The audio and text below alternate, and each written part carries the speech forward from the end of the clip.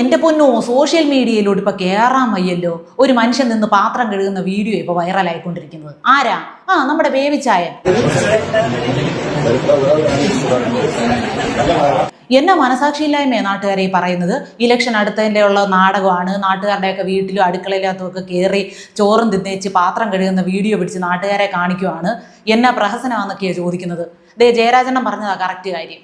അദ്ദേഹം ഭക്ഷണം കഴിച്ച പാത്രം അദ്ദേഹം തന്നെ കഴുകും. അങ്ങനെ പറഞ്ഞു കൊടുക്കണ്ണ.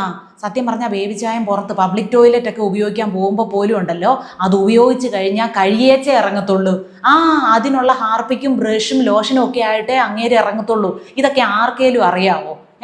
പിന്നെ പാത്രം കഴുകാൻ മാത്രമല്ല കേട്ടോ, ഒരു വീട്ടിൻ്റെ സിറ്റൗട്ടേ കയറി ഇരുന്നാൽ തന്നെ അതിൻ്റെ അടുക്കളയുടെ അകത്ത് എന്താണ് ഉണ്ടാക്കുന്നത് അത് മണത്തറിയാനുള്ള ഒരു പ്രത്യേക കഴിവ്, മണം പിടിക്കാനുള്ള കഴിവേ. മണത്ത് നടക്കാൻ പണ്ടേ ബേബിച്ചായം മിടുക്കനാ. സിറ്റൗട്ട് ഇരുന്നോണ്ട് പറയുക, ഇന്ന് സാമ്പാറാ അല്ലയോ, കായം നല്ലപോലെ ചേർത്തിട്ടുണ്ടല്ലേ, നല്ല മണം, നല്ല അസല് സാമ്പാർ, മണത്താലേ അറിയാം. മീനൊന്നും കിട്ടിയില്ലായോ? അപ്പം മീൻ കിട്ടിയില്ലേ എന്ന് ചോദിച്ചപ്പം വീട്ടുകാർ പറഞ്ഞ് മീനൊക്കെ ഇപ്പൊ ഭയങ്കര വിലയല്ലേ, കാളാഞ്ചി വാങ്ങിക്കാത്ത എന്നാന്ന്. കാരണം സാമ്പത്തിക മാന്ദ്യം അനുഭവപ്പെടുന്നത് സാധാരണക്കാർക്കും പിന്നെ അതിദാരിദ്ര്യത്തിൽ നിന്ന് പ്രൊമോഷൻ കിട്ടി ദാരിദ്ര്യത്തിലേക്ക് കയറിയവർക്ക് മാത്രമാണല്ലോ. ബേബിച്ചായനെ പോലുള്ള പാവപ്പെട്ട VIP-കൾക്ക് മീനിന്റെ വില കൂടുന്നൊന്നും ബാധകമല്ലല്ലോ. അതുകൊണ്ട് കാളാഞ്ചിയും നെമ്മീനയിലൊക്കെ പിടിക്കത്തുള്ളൂ, അയലയും മത്തിയും പോലും വേണ്ട. അപ്പൊ നമ്മുടെയൊക്കെ വീട്ടിൽ കയറി വന്നിട്ട് കാളാഞ്ചിയും നെമ്മീനും സ്രാവും ഒക്കെ വാങ്ങിച്ച് തിന്നാത്ത എന്നാ എന്ന് ചോദിക്കുമ്പോൾ നമ്മളെന്നാ മറുപടി പറയേണ്ടതെന്നറിയാവോ? മീൻകാരൻ വരുമ്പോൾ മീൻകാരൻ്റെ മുന്നിൽ നിന്ന് എല്ലാം ശരിയാവും എന്ന് നിങ്ങൾ തള്ളുന്നത് പോലെ തള്ളിയിട്ട് കാര്യമില്ല. രൂപ കൊടുക്കണം, രൂപയ്ക്ക് രൂപ തന്നെ വേണം. ഓസിൽ ഇങ്ങനെ ഊഞ്ഞാലാടി നടക്കുന്നവർക്ക് രൂപയുടെയും വിയർപ്പിന്റെ അധ്വാനത്തിന്റെ ഒന്നും വില മനസ്സിലാകത്തില്ലല്ലോ. പിന്നൊരു കാര്യം അച്ചായ, നിങ്ങളിങ്ങനെ ഓരോ അടുക്കളകൾ നിരങ്ങുന്നതിനൊക്കെ പ്രയോജനം ഉണ്ടാകുന്നുണ്ട്. മനുഷ്യരുടെ അടുത്ത് നിങ്ങൾക്ക് എത്ര മാർക്കാ 10 തരുന്നതെന്ന് ചോദിച്ചപ്പോൾ തന്നത് എത്രയെന്നറിയാവോ? വട്ടപ്പൂജ്യം. പിണറായി വിജയന്റെ ഭരണം ഇത്രയും നാറിയ ഭരണം ഞാൻ കണ്ടിട്ടേ ഇല്ല. നിങ്ങൾ ഈ കാണിക്കുന്നതെല്ലാം നിങ്ങളുടെ പോക്കറ്റിന്റെ വികസനത്തിന് വേണ്ടിയിട്ടാണ്, നാടിന്റെ വികസനത്തിനോ നാട്ടുകാരുടെ നന്മയ്ക്കോ വേണ്ടിയിട്ടല്ലെന്ന് എല്ലാ തട്ടിലും കിടക്കുന്ന ജനങ്ങൾക്ക് മനസ്സിലാക്കി കൊടുത്ത്. അത് പ്രതിപക്ഷ പാർട്ടികളോ ഇവിടുത്തെ മാധ്യമങ്ങളോ മറ്റാരുമല്ല, നിങ്ങൾ തന്നെ. അതിനുവേണ്ടി നിങ്ങൾ പ്രത്യേകിച്ച് ഒന്നും ചെയ്യണ്ട. നിങ്ങളുടെ വികസനത്തിന് വേണ്ടിയിട്ട് നിങ്ങൾ നടത്തുന്ന PR പണികളൊക്കെ ഉണ്ടല്ലോ, അത് തന്നെ ജനങ്ങൾക്ക് വേണ്ട വിധത്തിലെല്ലാം മനസ്സിലാക്കി കൊടുക്കുന്നുണ്ട്. അവരൊക്കെ ഭരിക്കുന്നു, അവരെ പോക്കറ്റിൽ നിറക്കുന്നു, അവരങ്ങ് പോകും. അവരെ കുടുംബം നോക്കണം, അവരെ മക്കളോ. ജനങ്ങൾക്ക് എന്തെങ്കിലും ഉണ്ടോ? പിന്നെ ജനങ്ങളോടൊരു കാര്യം പറയാനുള്ളത്, ഈ ഇലക്ഷൻ പ്രമാണിച്ച് കുറച്ച് വീട്ടുജോലിയൊക്കെ ഈ വരുന്നവരെ കൊണ്ട് ചെയ്യിച്ച് നമുക്ക് ഇത്തിരിയെങ്കിലും ഇവരെ പ്രയോജനപ്പെടുത്താം. കക്കൂസ് കഴുകേണ്ടവര്, പാത്രം വൃത്തിയാക്കേണ്ടവര്, തുണി അലക്കേണ്ടവര്, വീട് തുടയ്ക്കേണ്ടവര്, പിന്നെ ഷൂ പോളിഷിങ് വരെ വൃത്തിയായിട്ടെല്ലാം ചെയ്യുമെന്നാണ് പറയുന്നത്. അവരവരുടെ കാര്യം എല്ലാം അവരവരാ ചെയ്യുന്നത്. അദ്ദേഹം ഭക്ഷണം കഴിച്ച പാത്രം അദ്ദേഹം തന്നെ കഴുകും.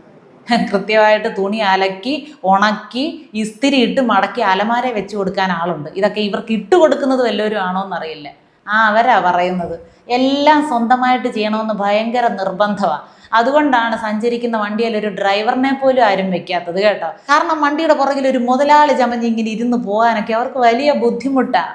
ജയരാജണ്ണ, പിന്നെ നമുക്ക് ഭാവിയിലേക്ക് പഠിച്ചു വെച്ചാൽ ഉതകുന്ന തരത്തിലുള്ള കുറച്ച് തൊഴിലുകളും കൂടെ കൈ കരുതണം കേട്ടോ. അതായത് കുട നന്നാക്കല്, പഞ്ചർ ഒട്ടിക്കല്, പിന്നെ കത്തിക്കൊക്കെ മൂർച്ച കൂട്ടല്. കത്തി മൂർച്ച നഷ്ടപ്പെടുത്താനല്ലേ നമുക്കറിയുള്ളൂ ഉപയോഗിച്ച്. അതല്ലാതെ കത്തി മൂർച്ച കൂട്ടുന്ന ഒരു ജോലിയുണ്ട്.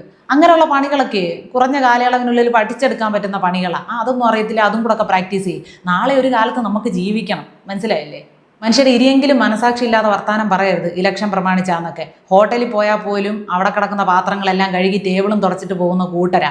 അവരെക്കുറിച്ചൊക്കെ ഇങ്ങനെ പറഞ്ഞാൽ നമുക്ക് ദൈവശാപം കിട്ടും. ഇലക്ഷൻ വരുന്ന ആ ഒരു സീസണിലെല്ലാം കഴുകുക, തുടയ്ക്കുക, വൃത്തിയാക്കുക.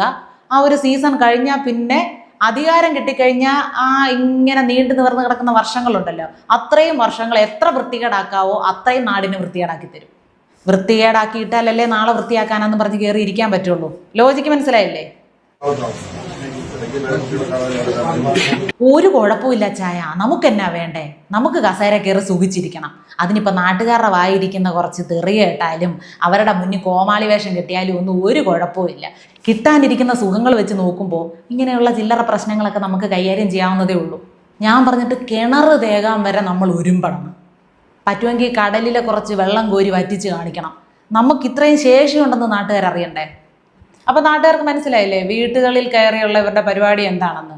അവിടെ വെച്ച് എന്താണെന്ന് ചോദിക്കുക, ഇഷ്ടപ്പെട്ട വിഭവമാണെങ്കിൽ മേടിച്ച് നക്കുക, എന്നിട്ട് ഇറങ്ങി പോവുക. പറയുന്നത് പദ്ധതിക്ക് പേരിട്ടിരിക്കുന്നത് നിങ്ങൾ പറയും നമ്മൾ ചെയ്യാമെന്നാണ്. നമുക്ക് എന്തൊക്കെയാണ് ഈ ഭരണത്തെക്കുറിച്ച് പറയാനുള്ളത്, അവർക്ക് എന്തൊക്കെയാണ് നമ്മളോട് പറയാനുള്ളത്. പക്ഷെ നടക്കുന്നത് ഇതൊക്കെയാണ്. 9 വർഷം 9 മാസവും കഴിഞ്ഞപ്പോഴാണ് കേട്ടോ ഓരോ വീടുകളിൽ ചെന്ന് ക്ഷേമം അന്വേഷിക്കണമെന്ന് തോന്നിയത്. പോട്ടെ, അപ്പോഴെങ്കിലും തോന്നിയല്ലോ. പിന്നെ ബേബിച്ചായനോട് മാത്രമല്ല, ഈ വീടുകളിൽ പോകുന്ന എല്ലാവരോടും കൂടെ ഒരു കാര്യം ഓർമ്മിപ്പിച്ചേക്കാം. മുഖ്യ സഖാവ് പറഞ്ഞെന്ന ഒരു ടിപ്പുണ്ടല്ലോ, ഒരു കാര്യമുണ്ടല്ലോ, ഒരു തത്വചിന്ത ഉണ്ടല്ലോ.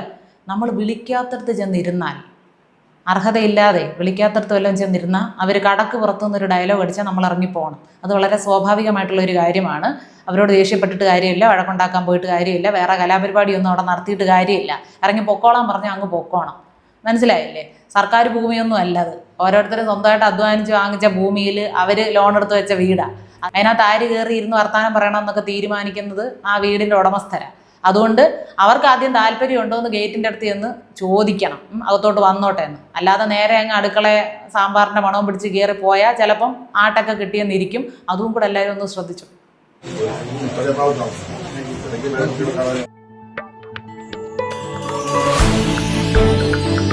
അപ്പോൾ ഏതായാലും കേരളത്തിൽ പ്രസ്ഥാനത്തെ നിലനിർത്താനുള്ള ദേശീയ സെക്രട്ടറിയുടെ പെടാപ്പാട് കളറായിട്ടുണ്ട്. തിണ്ണ നിരക്കവുമായി മുന്നോട്ട്.